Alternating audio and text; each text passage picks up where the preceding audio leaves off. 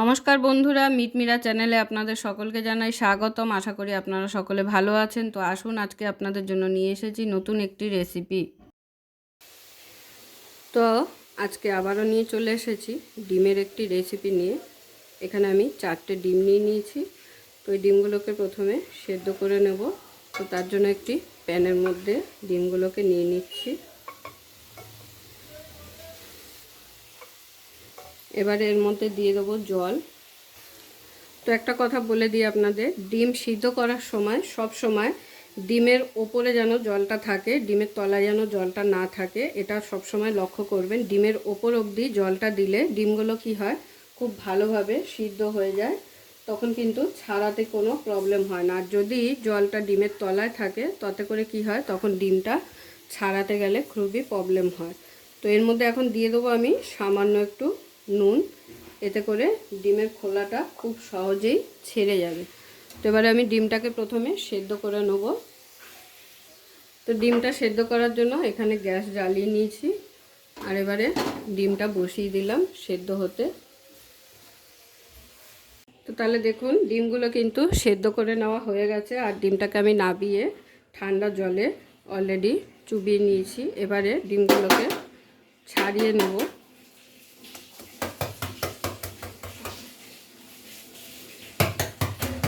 তো এরকম একটু ফাটিয়ে জলের মধ্যে চুবিয়ে দিচ্ছি। এতে করে কি হবে, খুব সহজেই চোকলাগুলো আলাদা হয়ে যাবে। তো তাহলে সব ডিমগুলো ছাড়িয়ে নেওয়া হয়ে গেল। এবারে ডিমটাকে একটু ম্যারিনেশন করে নেব হলুদ গুঁড়ো আর নুন দিয়ে।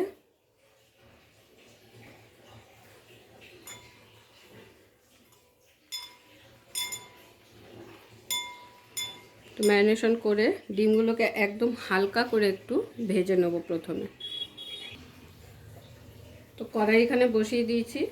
প্রথমে কড়াইতে দিয়ে দিচ্ছি সর্ষের তেল।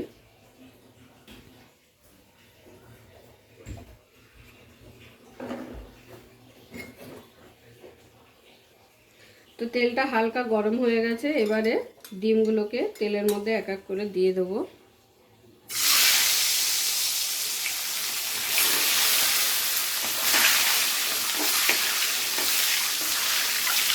ডিমগুলো কিন্তু খুব বেশি ভাজবো না, একটু হালকা করে ভেজে নেবো উল্টে পাল্টে। খুব বেশি ভেজে ফেললে ডিমের কালারটা কিন্তু চেঞ্জ হয়ে যাবে। তো সেই কারণে হালকা একটু উল্টে পাল্টে ভেজেই কিন্তু এই যে ডিমগুলো তুলে নিচ্ছি।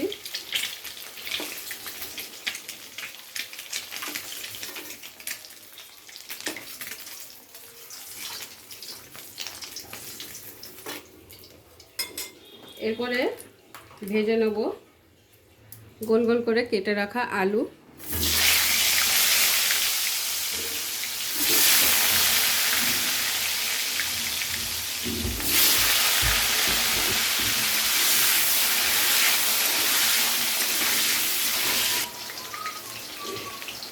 তো আলুটাকে হালকা লাল করে ভেজে নেব। দিয়ে দিচ্ছি আলুর মধ্যে সামান্য একটু নুন, আর দিয়ে দিচ্ছি একটু হলুদ। এতে করে কি হবে, আলুর কালারটা খুব সুন্দর আসবে। তো দেখুন, আলুগুলো হালকা লাল লাল করে ভেজে নেওয়া হয়ে গেছে। এবারে আলুগুলোকে তুলে নেব।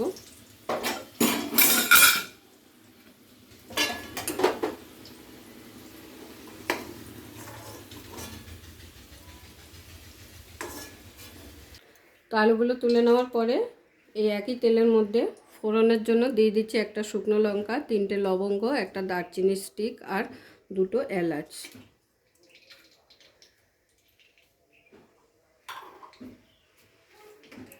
এবারে গ্যাসের ফ্লেমটাকে একটু হাই করে নিয়ে ফোড়নটাকে খুব ভালোভাবে ভেজে নেব। ফোড়ন থেকে যতক্ষণে না সুন্দর একটা ফ্লেভার বেরাচ্ছে ততক্ষণ কিন্তু একটু নেড়ে চেড়ে নিতে হবে।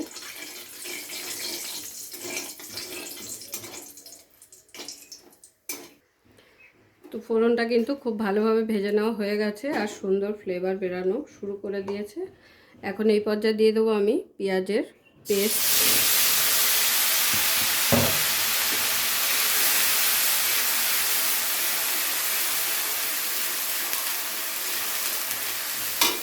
তো পেঁয়াজটাকে আমাদের ততক্ষণ ভেজে নিতে হবে যতক্ষণে না পেঁয়াজের কাঁচা গন্ধটা চলে যাচ্ছে আর পেঁয়াজটা একটু হালকা বাদামি হয়ে যাচ্ছে। তো এইভাবে একটু নেড়ে নেড়ে ভালো করে পেঁয়াজটাকে ভেজে নেব প্রথমে।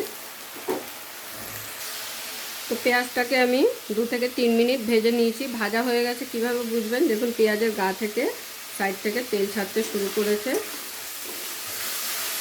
এতে বোঝা যায় পেঁয়াজটা ভালোভাবে ভাজা হয়ে গেছে। এখন দিয়ে দিচ্ছি এর মধ্যে টমেটো পেস্ট। টমেটোটাকেও একইভাবে পেঁয়াজের সাথে খুব ভালো করে একটু কষিয়ে নেব যতক্ষণে না টমেটোর কাঁচা গন্ধটা চলে যাচ্ছে।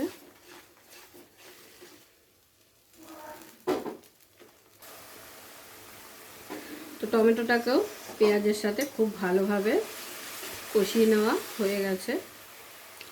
এবারে এখানে এক এক করে মশলাগুলো অ্যাড হবে। প্রথমে দিয়ে দিচ্ছি নুন,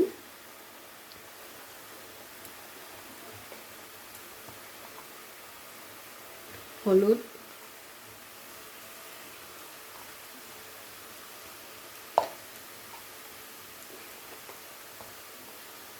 এরপর দিয়ে দিচ্ছি জিরে গুঁড়ো,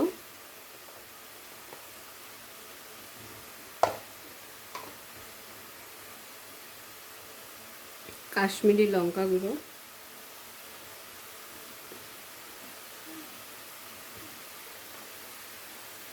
এবারে এই মশলাগুলোকে খুব ভালোভাবে মিশিয়ে নেব টমেটো আর পেঁয়াজের সাথে।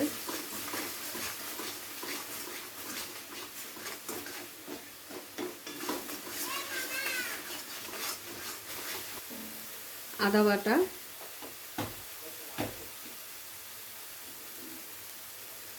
লঙ্কা বাটা, রসুন বাটা,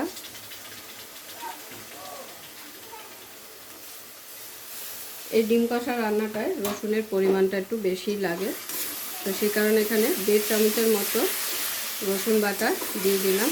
এবারে খুব ভালোভাবে সমস্ত মশলাগুলোকে কিছুটা সময় নিয়ে একটু কষিয়ে নিতে হবে।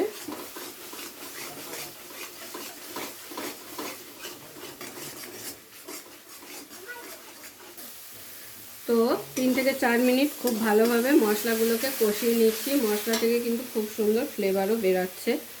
তো এবারে দিয়ে দিচ্ছি এখানে সামান্য পরিমাণ একটু জল। এই জলটা দিয়েও মশলাটাকে আরেকবার একটু ভালোভাবে কষিয়ে নেব যতক্ষণে না তেল ছাড়ছে, ততক্ষণ একটু এটাকে কষিয়ে নিতে হবে।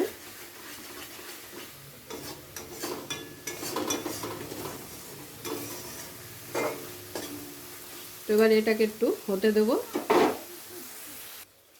তো দেখুন সামান্য জল দেওয়ার পরে মশলার গা থেকে কিন্তু চারিদিক দিয়ে তেল ছাড়তে শুরু করেছে। এখন দিয়ে দেবো ভেজে রাখা আলুগুলো। তো যখন দেখবেন এরকম মশলার গা থেকে তেল ছাড়া শুরু করেছেন তখন বুঝবেন যে মশলাটা খুব ভালোভাবে কষে গেছে। এবারে আলুগুলো এর মধ্যে দিয়ে দিলাম। আলুগুলো দেওয়ার পরে মশলার সাথে খুব ভালো করে আরেকবার কষিয়ে নেব। তো সমস্ত মশলার সাথে আলুটাকে বেশ 2 থেকে 3 মিনিট মতো কষিয়ে নিলাম। এবারে এর মধ্যে যোগ করে দিচ্ছি কিছুটা গরম মশলা গুঁড়ো। এবারে আবার একবার ভালো করে নেড়ে চেড়ে নেব, গরম মশলাটা মিশিয়ে নেব।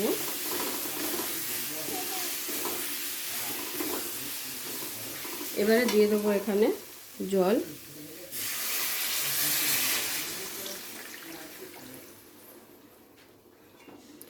জল কিন্তু খুব বেশি দেওয়ার প্রয়োজন নেই, যেহেতু এটা কষা কষা হবে, ডিম কষা। তো সামান্য পরিমাণ জল দিয়ে দিলাম।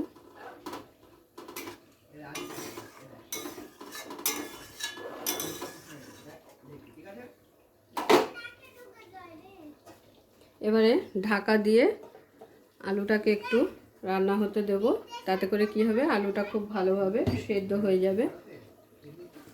তো প্রায় 5 মিনিটের মতো হয়ে গেছে, আমি আলুগুলোকে ঢাকা দিয়ে দিয়েছিলাম।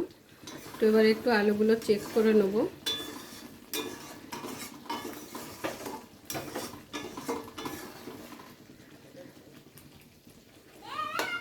তো দেখুন খুব সহজেই আলুগুলো আলাদা হয়ে গেল, তার মানে আলুটা খুব ভালোভাবে সিদ্ধ হয়ে গেছে।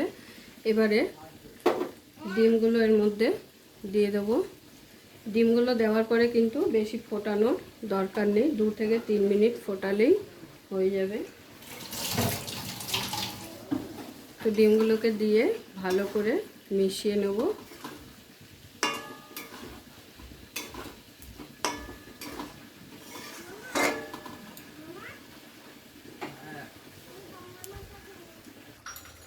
তো ফাইনালি আমার ডিম কষা কিন্তু একদম রেডি। এবারে গরম গরম প্লেটে সার্ভ করে নেব।